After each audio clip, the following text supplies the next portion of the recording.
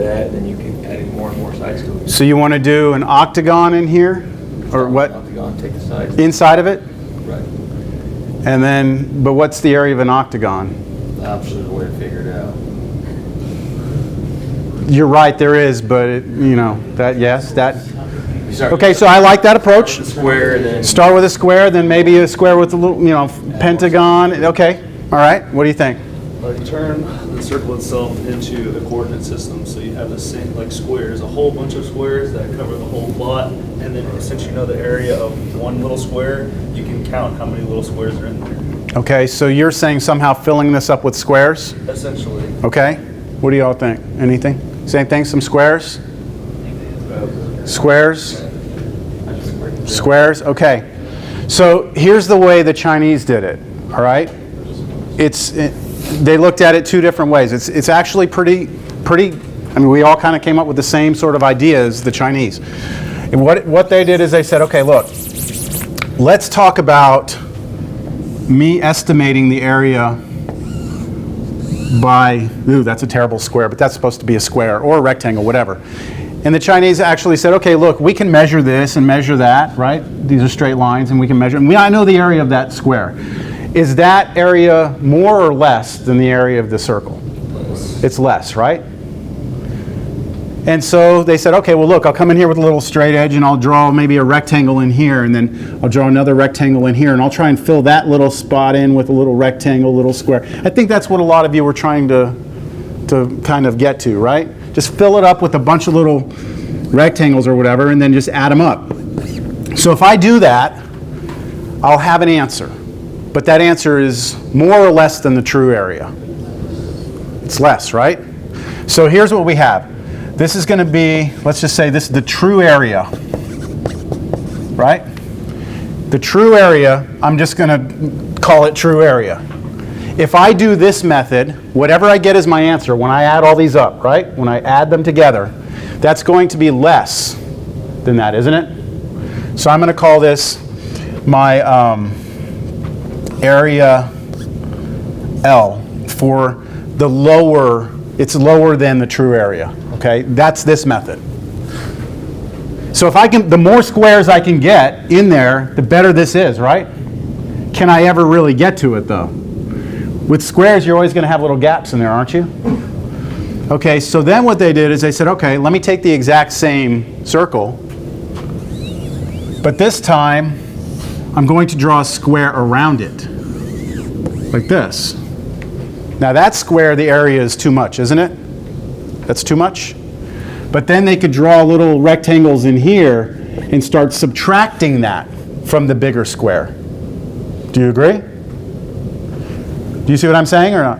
So I start subtracting, take each of these little squares or rectangles, take it away from the bigger area, and that area that I would get, that answer would be bigger or smaller than the true area? It'd be bigger, right? So now I have another estimate that's my lower, upper, U for upper. So I have an upper estimate and a lower estimate, and the true estimate lies between them, doesn't it? And so the better, the more rectangles I can get, the smaller I can draw them, the better measurements I can get, the tighter I can squeeze the true area between, can't I? And this is called the method of exhaustion. Does it make sense that it would be called the method of exhaustion? All right, I'm not going to write it on the board. But the more you can do this, the better, the more refined you can get, the closer you are to the true answer. Now, would you agree that, let's go back to this one, that the way that I could possibly get the true area is if I could somehow have an infinite number of rectangles in here, right? Like somehow, if I do it by hand and I'm adding things up, I have to at some point stop, don't I? But if there was a way to like theoretically have an infinite number of rectangles in here, then wouldn't that approach and get to the area, the true area, if I could do an infinite number of rectangles? So the idea of letting something go to infinity is what Calculus 1 was about, wasn't it? I mean, there was a lot of that in Cal 1. Let something go to infinity. Let's do this infinitely many times. And that's what Cal 2, at least the beginning of Cal 2, is going to be about also, is how do we add up an infinite number of things? Is it possible? Okay, so do you get this idea, though, at least? Okay, that's the beginning. Now let's move on to the next topic.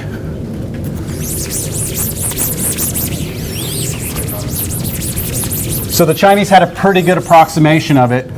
22/7, that fraction was used for a long time to estimate, well, not the area, but pi was the big thing they were trying to find.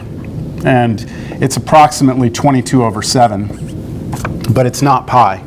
22 divided by 7 is not pi, because pi is an irrational number. It's not a fraction. There's no way to represent pi as a fraction. So it repeats forever, and it doesn't have a pattern.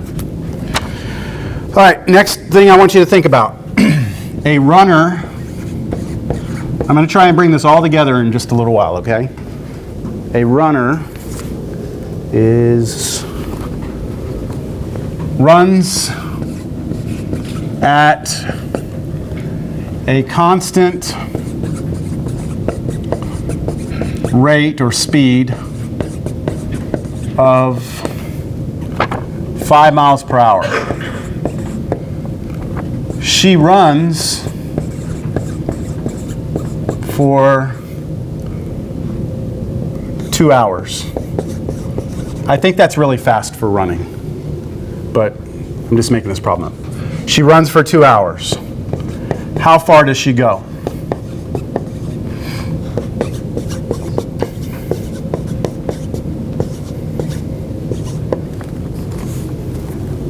So what do you think?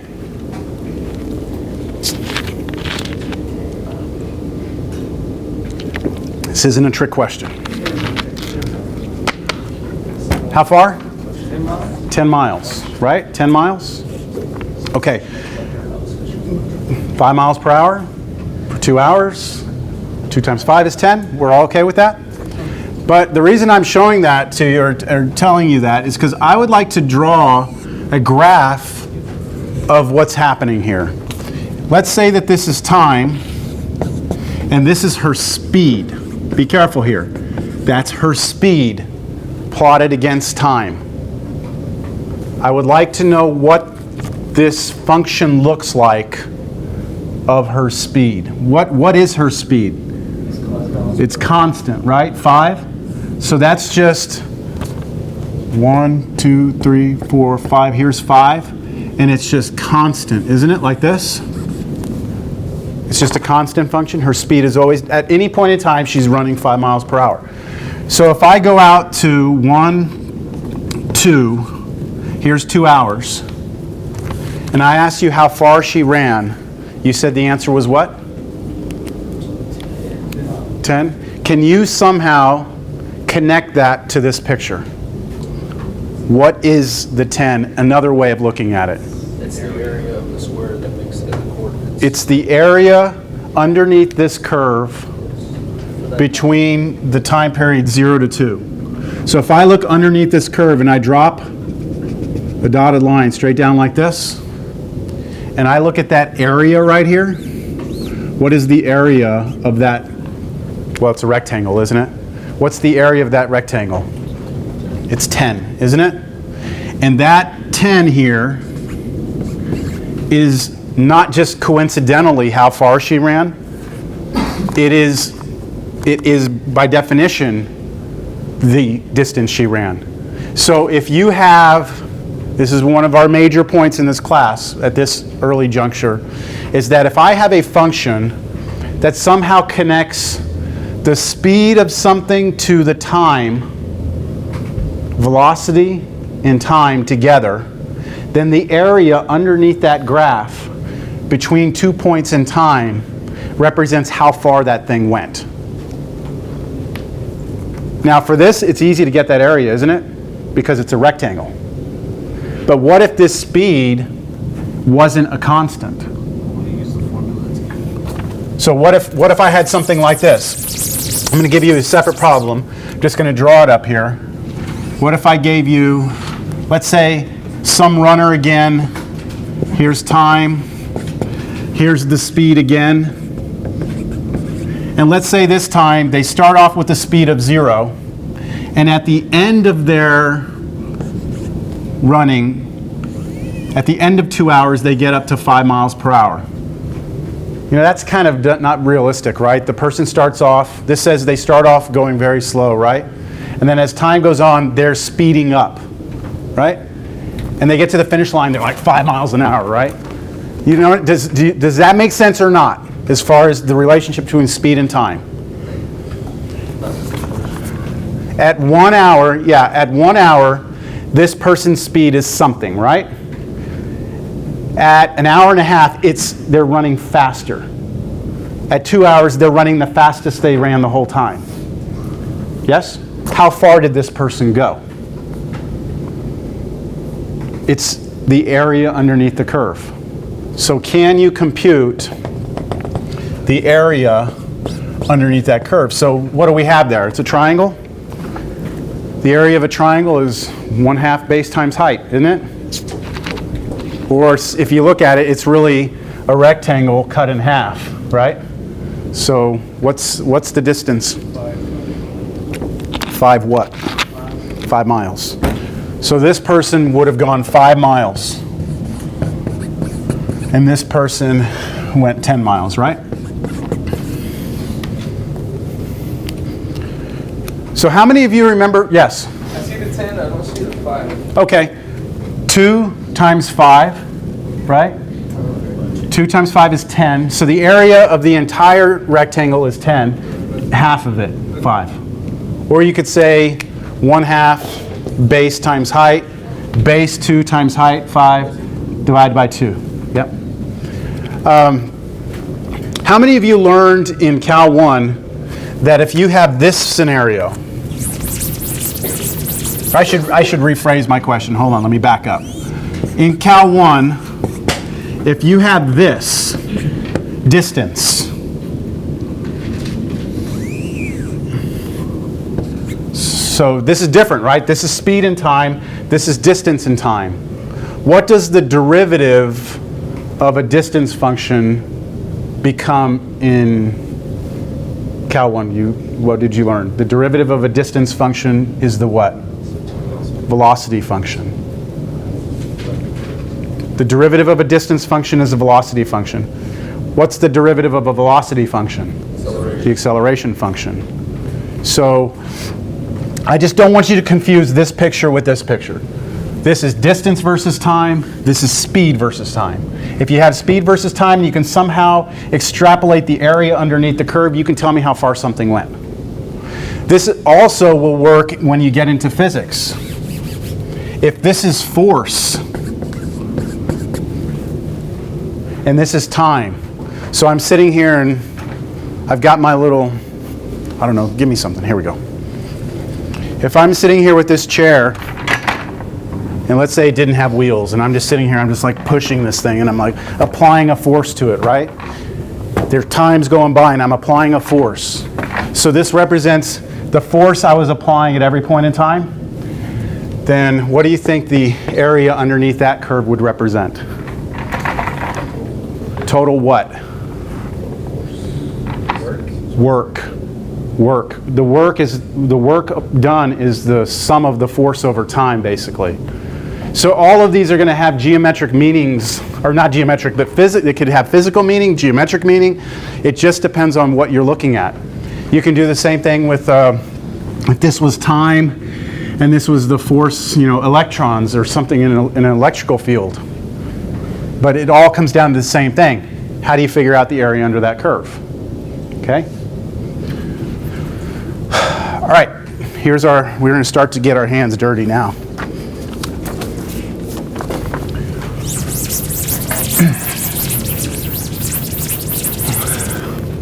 So how about if I give you this? Let's start with a function f of x equals x cubed. And I want to look at that function just between 1 and 2, between 0 and 2. So I'm going to say here on the interval 0, 2. So what's the value, what does that function look like between those 2 points? So what's f of 0? So if I plug 0 in, I get 0, don't I? So I have a point at the origin. What's f of 1? Well, 1 cubed is 1, isn't it? So at 1, we should be at 1. And what's f of 2? 8, right? So we've got something up here at 8. And it's a polynomial, nice and curved, and it does something like that, right? So let's say that now this is our runner, okay? This is the runner we have. And this is their speed and this is their time. How far did they go? Now we have a much more challenging problem, don't we? Why? I'm just going to put here speed, and I'm going to put here time. Speed and velocity are the same thing? Nope. Yeah, it depends on what class you're taking. Most of us look at speed and velocity as the same thing, but they're not the same thing. So, since we brought it up, anyone want to explain the difference between speed and velocity? Go ahead. Speed just gives you a distance over time, like the gain of distance over time without a direction, and that's speed. If you have a gain of distance over time with a direction, like heading east, west, north, south, up, down, that's velocity. Good. Okay. So velocity has the added element of direction. And that's when you get into vectors and stuff like that. That's when you start talking about that. So if you look at, I don't want to get us too far off topic. I still have another hour. But if you look at, let's say, a fly flying around the room, right? He's just buzzing around the room. Then if I take, let's say, from here, and then let's say it flies down and comes here like this. Then it goes through a certain distance, doesn't it? Right? Certain distance over a certain amount of time. And that would be a speed. But velocity also takes into account the direction it was pointing at every point along that path too. So it, just at some instant right there, how fast was it moving and what was its direction? That's your velocity. Yeah. Okay, that's a different topic. But we have speed, time here. We need the area. So isn't this kind of similar to the circle problem? I mean, with the circle problem, it wasn't something that was perfect where we could get a rectangle in there and just right over it, right? We can't do a triangle. I mean, a triangle actually wouldn't be too bad, would it? If I just went from here, down here, and over, that'd be a pretty decent estimate, wouldn't it? Right? But we're going to approach it a different way, just slightly different. We're not going to do triangles. But before I can get to this, right, because I want us to find the distance, before I can do this, I have to give you some other information because we're not ready for this yet. So this would be a good point in your notes to kind of be like, okay, stop, and now there's kind of a new idea here. We need to talk about some things, and then we'll come back to this. All right, first thing I want to talk about is what's called summations, or sigma notation. Now we're just going to barely touch this right now, and then later on when we get to chapter 8 we're going to dive completely into it. But just for now I want us to just talk about this thing called sigma notation. Let's say that I wanted to do something like this. As an example, I wanted to say 1 plus 2 plus 3 plus forever, all the way to 100, right? I'm trying to condense my notation by doing this dot, dot, dot in here, right? But you get the idea that I want to add up all the numbers between 1 and 100, right? Well, another way of doing that, using a different notation, is to be using what's called sigma notation. And sigma is the capital Greek letter S. S for sum. This is a sum of things. So using what's called sigma notation, I use the Greek letter, capital S, sigma. And then I write this, and just for now, write it down, then I'll explain it. K equals 1 to 100, then K. And I'll explain what all these pieces mean. The capital S is just letting you know you're about to add a bunch of stuff up, okay? What you're going to do is you're going to start with the value of K equals 1. And then you'll do something, and then you'll add to that, now let K be 2. And then add to that something, letting K be 3, and you keep letting K cycle until you get to where? 100, and that's where you stop. So all of this is just telling you you're going to add a bunch of stuff, starting with K being 1 and ending with K being 100. This is called, well, I want to kind of stick with the books. This is your starting index, your ending index, starting and ending index, and this is your sigma. Now, what's in here is very unique, okay? In other words, this determines what you're adding up. So let's just start with K equals 1. What would I get right here if I start with K equals 1? So let K be 1, then K is 1, I get 1, right? Now I say plus. Now let K become 2 and put down K again, which is 2 now. And then let K become 3 and put down K. And you keep doing that until you get to what? 100. So this is just a condensed way of writing out this. I'm going to put an example right underneath this, just so hopefully you can see how this is working. What if I did this? Sum K equals 1 to 100 of 2K. So start out with K being equal to 1, and what would you get? You'd get 2, wouldn't you? Anyone have a question on that? Plus, now let K become 2, and what would you get? 4. So I'm letting K become 2, I plug it in here, 2 times 2 is 4. Then next one would be 6 plus ... and then where would it stop? What would be the last number in this sum? 200, right? Because you would stop at K being 100, 2 times 100 is 200. So isn't this just me saying, hey, look, add up all the even numbers from 2 to 100, from 2 to 200, right? That's just a very nice, condensed, tight way of writing that out. This one also. Does this make sense? Okay. Now,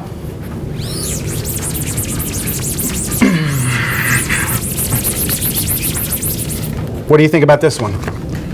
Sum K equals 1 to 4 of -1 to the K, K squared minus 1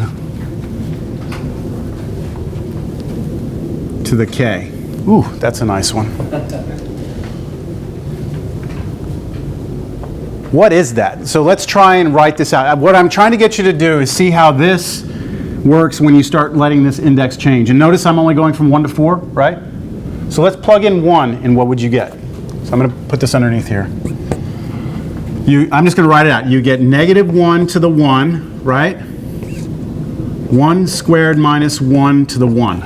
That would be your first piece, wouldn't it? That's just plugging 1 in for K. Plus, what would come next?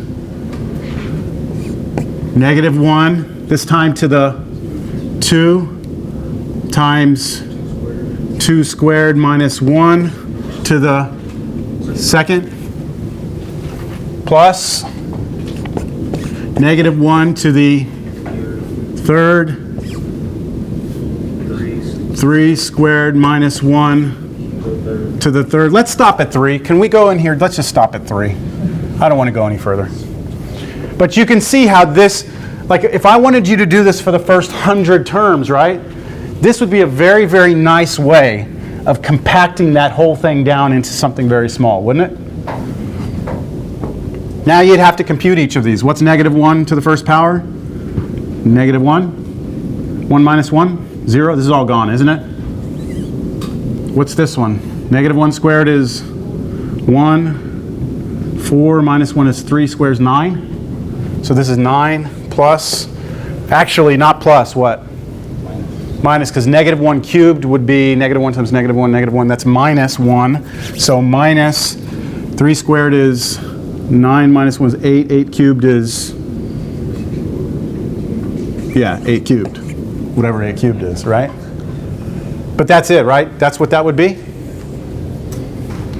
Do you see how the indexing works, though? We'll do one more.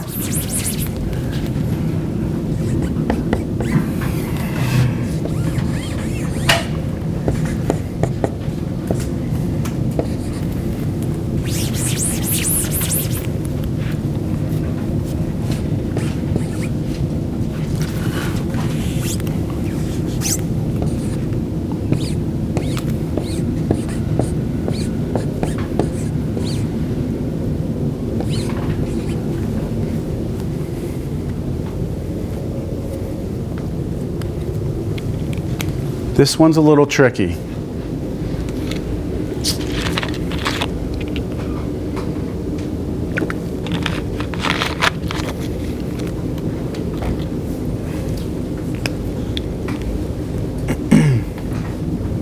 If I let k be 1, the only thing that's going to change in the entire problem is that right there, isn't it?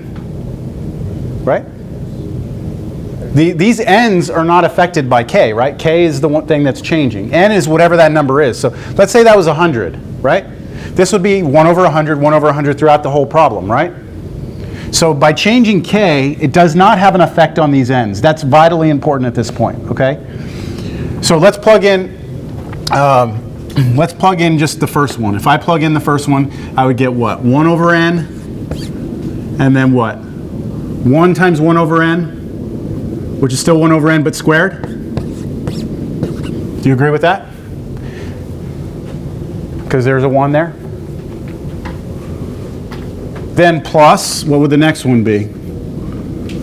1 over n again, but this time times what? Now this is a 2, so 2 times 1 over n is 2 over n? Yes? I'm just going to leave it like this, though. 2 times 1 over n, but then squared, right? And then I could keep going, couldn't I? Just keep going, replacing this. This was a 1 in front, then a 2. Then what would my last one be? I've got to wrap around here because I'm out of room. What would the last one be? 1 over n times n times 1 over n squared. That's what it would be, wouldn't it? Any questions? This is important. If you have, I see like a no. You're okay. The thing I want you to take away from this example is that if your index is k and there's n's in here, the n's aren't affected. Okay, these n's aren't affected by the k. The k is the only thing changing. So does n represent like infinite? No, n is just a number. Is any number? Now we will deal with summing k equals 1 to infinity, but that's chapter 8. Okay? All right, no questions on that yet? We're all right? Keep moving.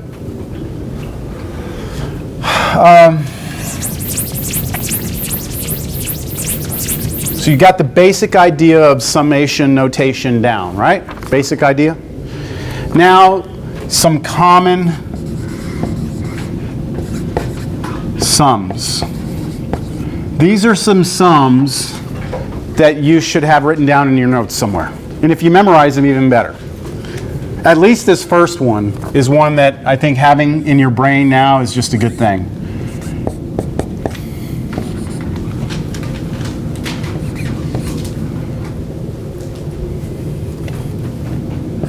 So tell me what this is again.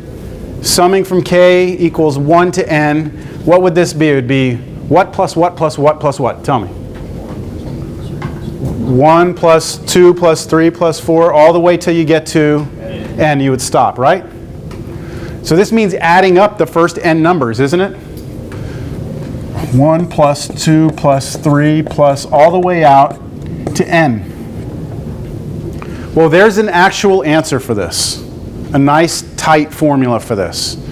Or not formula, an answer. The first n numbers add up to be n times n plus 1 over 2.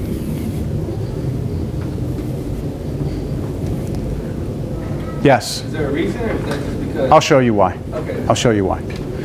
But just so we can verify it, okay? Let's just see if that formula works. If I asked you to, as an example of this formula, add up k equals 1 to 6 of k. So that means 1 plus 2 plus 3 plus 4 plus 5 plus 6. Add them up. Let's go ahead and add these up. 1 plus 2 is 3, plus 3 is 6, plus 4 is 10, 15, 21. Okay, let's use the formula instead.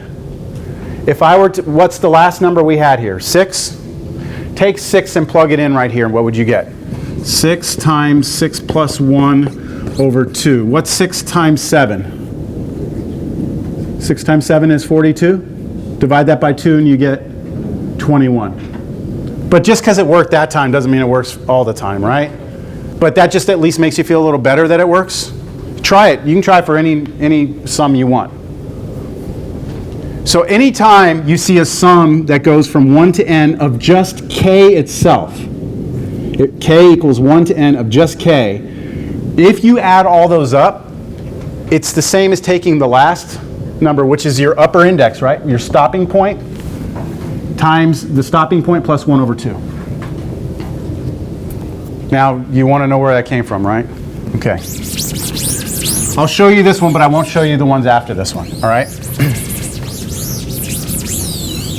There's actually a story. It's a story, no one really knows if it's really true or not, but has anyone ever heard of a guy named Gauss? A mathematician named Gauss? Have you ever heard of Gaussian elimination? It's used to solve systems of linear equations. You know when you had like a matrix or something, you'd like multiply this row and by this and this one by this and add the rows together and no? Okay, it's all right. Don't worry about it. The story goes that this kid, Gauss, when he was like in kindergarten, he was the son of an accountant. And he used to like sit on his dad's lap and his dad would do the books and he would sit there and like mentally add up the columns of numbers before his dad could do it. And this is back in the late like 1800s or something. And so like when Gauss got to kindergarten, the teacher walked in one day and didn't feel like dealing with the kids. So it was like, okay, class, like add these numbers up. You've heard this? Okay, so like add up these numbers and all the kids were like, yeah, they got it. And then he said, okay, well today then I want you to add up like the first 100 numbers or something. And the idea was to give the kids busy work. And so, you know, they went to go trying to add up the first 100 numbers. Yes, in kindergarten, yes, the standards were a lot higher back then, I guess. So, so within a few minutes, Gauss finished, and he turned over his work and sat there and crossed his arms and very well behaved. Back then they had manners and stuff. And he just sat there, and the teacher noticed and went over and turned over Gauss's paper, and Gauss had written down n times n plus 1 over 2. And the formula was already known. So Gauss didn't actually like come up with the formula. It was the first time it had ever been discovered. But the teacher was like very, very upset that, okay, like where did you learn that formula? Like who showed you that formula? That's cheating. You can't use that formula. And Gauss is like, no one showed me that formula. I came up with it myself. And so the teacher didn't believe him. So this is the way Gauss explained it. Okay, I'm going to explain it to you the way Gauss explained it. All right? And we'll talk about Gauss after that. So Gauss said, look, you wanted me to add up a sum, right? So he called it, let's just call it x to make things simple. Gauss said, you want me to add up 1, 2, 3, all the way out to 100. 98, 99, 100. That's what you want, right? Gauss said, well, there's nothing wrong with me taking that and writing it backwards. Right? You can write a sum, rearrange the order, right? There's nothing wrong with that? And And then Gauss said, well, look, there's something that happens here. If I add these straight down, check out what happens. What's 100 plus 1? 101? What's 99 plus 2? 101? What's 98 plus 3? 101? Plus all the way out, even these at the end are all 101. 101. 101. Right? How many 101s would I have? Careful, how many would you have? One of them? Two of them? Three of them? How many of them? 100 101s.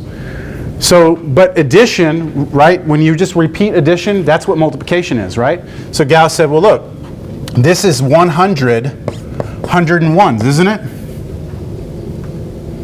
But I got that by adding these two together. So the left side of this equation is twice what I want. So if I divide both sides by 2 now, I get 100, 101 over 2, right? And isn't 100 the last number? Won't this number always be one more than that? Because you're always going to add the 100 and the 1. And won't I always need to divide by 2? Because that will always be twice what I wanted. So it's like, do you kind of follow that? Kind of? Well, I kind of lied to you because Gauss didn't explain it that way. He actually used n, okay? And then this one over here was n. So what is the first thing you get when you add down? n plus 1, right? n plus 1. And what's the next one going to be? n plus 1 again. And what's the next one? N plus 1. And what's your last one? N plus 1. And how many of them will you have? 1, 2, 3, 4, 5, 6, 7, 8. N of them, right?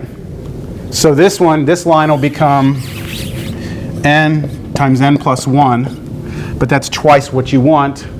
Divide by 2. And there's your formula. So I always tell that story with a little asterisk next to it. Like, not an asterisk, but like a little note. To me, this is what separates us from geniuses. This is a genius. This is a mathematical genius. Kindergarten, first grade, doing this. Because how many of you actually followed that? I mean, somewhat, you're kind of okay with it. That's what makes a genius, is that you can follow it, it makes sense, like, yeah, why? But what made that person approach the problem that way, right?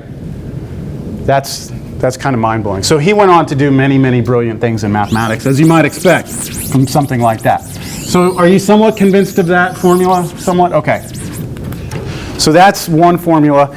The next one that you should know is the sum k equals 1 to n of k squared. So what would this sum look like?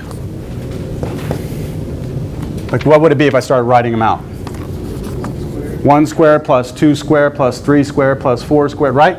So we're looking at like 1 squared plus 2 squared plus 3 squared, all the way till you get out to n squared, right? Well, this formula is n times n plus 1 times 2n plus 1 over 6. How many math majors out there? Any math majors? You'll prove that formula at some point in time. You'll show that that's true. But you won't do it the way that I showed you. You'll use something, like the way that I showed you just now is not in mathematics considered rigorous enough. What we'd use to prove this in mathematics is called the principle of mathematical induction. So your math majors, you'll be doing principle of mathematical induction to prove that's true. Which is actually pretty fun. If you like math, it's fun. K equals 1 to n, next one, k cubed. This will be the last one. This is 1 cubed plus 2 cubed, all the way out to n cubed. This one is n squared times n plus 1 squared over 4.